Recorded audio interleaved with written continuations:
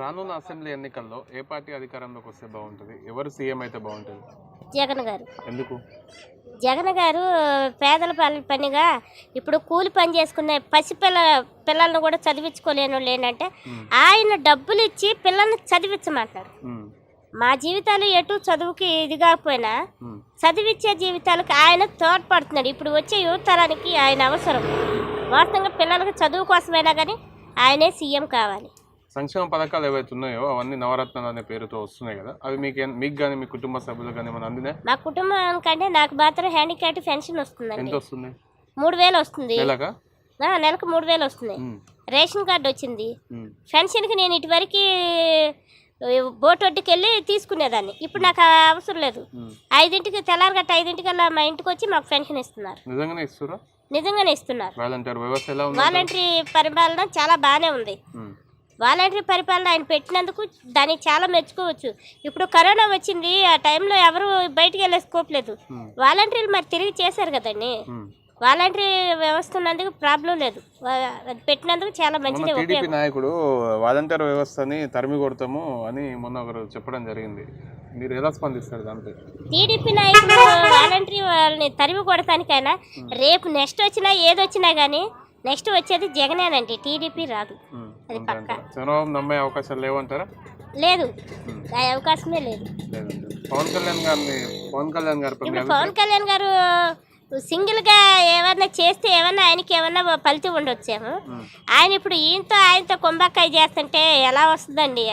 అటు ఇటే కానీ కాకపోతే కుర్రోళ్ళు ఏమన్నా సినిమా ఫీల్డ్ మీద వేస్తే వేయొచ్చు ఓటు, అంతేగాని అంతకు మించి పవన్ కళ్యాణ్ది లేదు.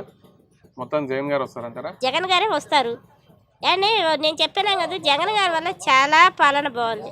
పిల్లల స్కూల్లో వాళ్ళకి కానీ తినడానికి కానీ బుక్స్కి కానీ వాళ్ళ చదువుకోవడానికి కానీ అమ్మఒడి అని కానీ ఎవరిస్తారండి? ఇటువరకు గవర్నమెంట్ ఎవరైనా చేస్తున్నారా? చేయట్లా. ఎక్కడి దాకా ఎందుకు? సీఎం చంద్రబాబు ఉన్నంత కాలం నేను రేషన్ కార్డుకి, సింగిల్ రేషన్ కార్డుకి ఎన్ని సంవత్సరాలు తిరిగానో నేనే తిరిగాను. ఆఫీసులు చుట్టూ తిరిగాను, నాకు రాలా. జగన్ గారి ప్రభుత్వంలో మొన్న డిసెంబర్ నెలలో వచ్చింది నాకు రేషన్ కార్డు సింగిల్గా. మరి నేను తిరగల ఆఫీస్కి, వాళ్ళు వస్తే నేను అప్లికేషన్ సంతకం ఒకటే అప్లై చేశాను. వాలంటీర్ ద్వారా అప్లై చేశాను. ఇప్పుడు ప్రభుత్వం బెటర్ అంటారా? ఇప్పుడు ప్రభుత్వం బెటర్ అండి. అన్ని ఇప్పుడు పేదోడికి ఆయన చెయ్యి అందిస్తున్నాడు కానీ పేదోడిని తొక్కట్లా. ఉండేవాడి దగ్గర తీసి పేదోడికి పెడుతున్నాడు. అదే కదా ఆయన చేసిన ప్రాబ్లం. అది మంచిగా ఉంది అంటారు. అవును, జగన్ గారితో మంచిగా ఉంది పాలన, అంత బాగా చేస్తున్నారు. అది నెక్స్ట్ కూడా జగనే వస్తారని మేము అనుకుంటున్నాం. జగన్ గారి పరిపాలన ఎలా ఉంది? జగన్ గారి పరిపాలన బాగుందండి. మాకు పథకాలు రావాల్సిన పథకాలన్నీ ఇస్తున్నారు. పింఛన్ ఇంటికి వచ్చి వాలంటీర్ ద్వారాగా వస్తుంది. ఇటువారికి మాకు తెలియదు కానీ జగన్ గారు వచ్చినాక మాత్రం నాకు మా అమ్మాయికి విద్యా దీవెన, వసంత దీవెన కూడా పడుతుంది. నాకు నా భర్త లేడు. నా భర్త గారికి ₹1,00,000 జగన్ గారు వేసారు. మరి ఇల్లు పెట్టుకుంటే ఇల్లు నాకు వచ్చింది. ఇల్లు కూడా వచ్చింది. మంచిగానే ఉంది. జగన్ గారే రావాలి, మళ్ళీ వస్తాడని నా నమ్మకం. యాసీన్ గారు కూడా గెలుస్తారన్న నమ్మకం. ఫ్యాన్ గుర్తుకు వేయాలని మాకు 4 ఓట్లు ఉన్నాయండి. 4 ఓట్లు మాత్రం జగన్ గారికి వేస్తాం. ఇంతకుముందు గతంలో చంద్రబాబు నాయుడు గారు వచ్చారా, చేశారేమన్నా? అప్పుడు మాత్రం మాకేం జరగలేదండి. జగన్ గారు వచ్చినాక మాత్రం మాకు పరిపాలన బాగుంది, మంచిగానే ఉంది. ఇల్లు మాత్రం నాకు ఇచ్చారు.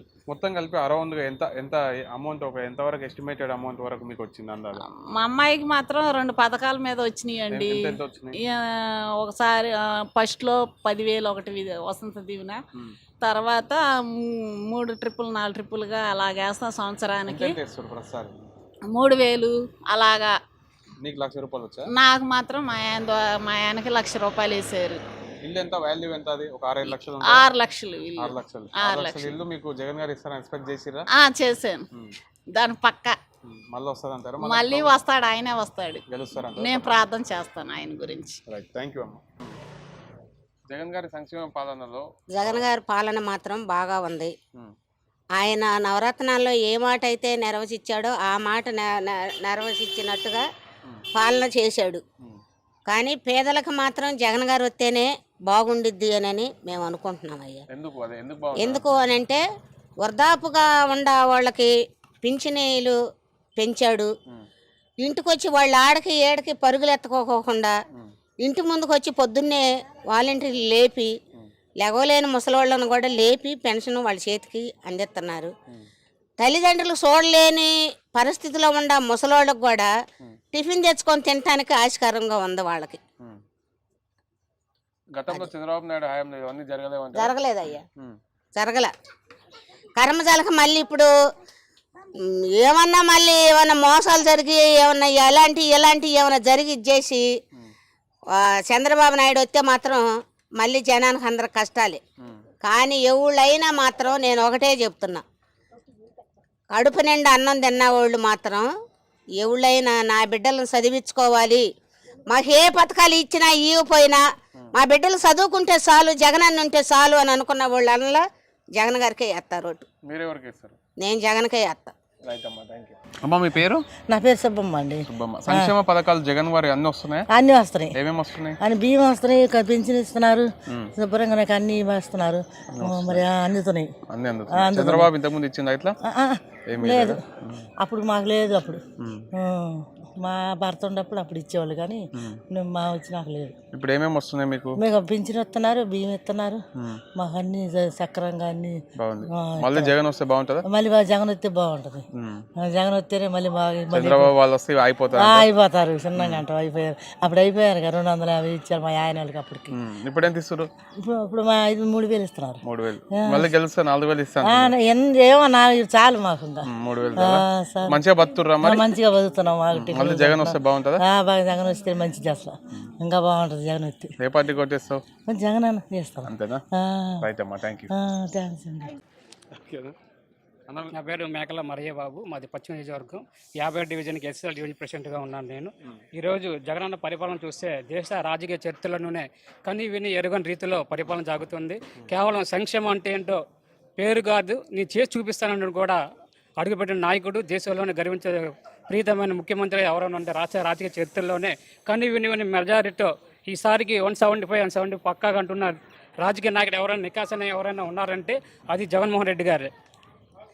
పేదలకు ఇల్లు, ఉండటానికి గుడ్డ, గుడ్డ, విద్య అనేది మనిషి అన్నవాడికి చాలా ప్రాముఖ్యం. అది ఆ ప్రాముఖ్యాన్ని తెలుసుకొని తూచాత పట్టకుండా డాక్టర్ బిఆర్ అంబేద్కర్ గారి రాజ్యాంగంలో ఇలాంటి వారు కులానికి తక్కువ జాతిగా ఉన్న వాళ్ళకు సంక్షేమాలు లేక, ఉద్యోగాలు లేక వాళ్ళు ఎలాగా అనగారిపోయి ఉంటున్నారో వాళ్ళని నిదర్శనంగా తీసుకొని డాక్టర్ బాబాసాహెబ్ అంబేద్కర్ గారికి వారసులు ఎవరు ఉన్నారంటే ఈరోజు జగన్మోహన్ రెడ్డి గారు. పేదలకు ఇల్లు ఇవ్వడం కానీ, అమ్మఒడే కానీ, జలయజ్ఞ కానీ, రైతు భరోసా కానీ సంక్షేమ పథకాలకి మారిపోయారు ఎవరంటే మా జగన్మోహన్ రెడ్డి గారు. ఈ రోజు గారు ఆసిఫ్ గారు చూస్తూ ఉంటే వీధికి వెళ్ళినా కూడా, గడబడికి వెళ్ళినా కూడా సంక్షేమాలే మనకి బ్రహ్మద పడుతూ ఉన్నాయా. ఈసారి గవర్నమెంట్ కూడా మన జగన్మోహన్ రెడ్డి గారిదే. మీరు ఏ దిగులు చింత పడవసరం లేదు. గ్లాస్ వాళ్ళు వస్తూ ఉంటారు, మాయమాటలు చెప్తూ ఉంటారు. ఇటు జనసేన కానీ చంద్రబాబు నాయుడు గారు అన్నీ వస్తున్నారు, మాయమాటలు చెప్తున్నారు. కానీ ఆ మాయమాటలు ఎవరు బలపోతాయో ఎవరైతే ఏమీ లేదు. మన జనగణన సంక్షేమ పథకాలే ఈరోజు మనకి ముందుకు వెళ్తూ ఉన్నాయి. అట్లాగే ఇళ్ల పట్ల రిజిస్ట్రేషన్ కూడా చేసి చూపించిన ఘనత ఎవరైనా అంటే మన వైఎస్ జగన్మోహన్ రెడ్డి గారే. ఈ యొక్క సంక్షేమ కార్యక్రమాలు ఎవరైనా చేశారంటే మోదీ గారు కూడా.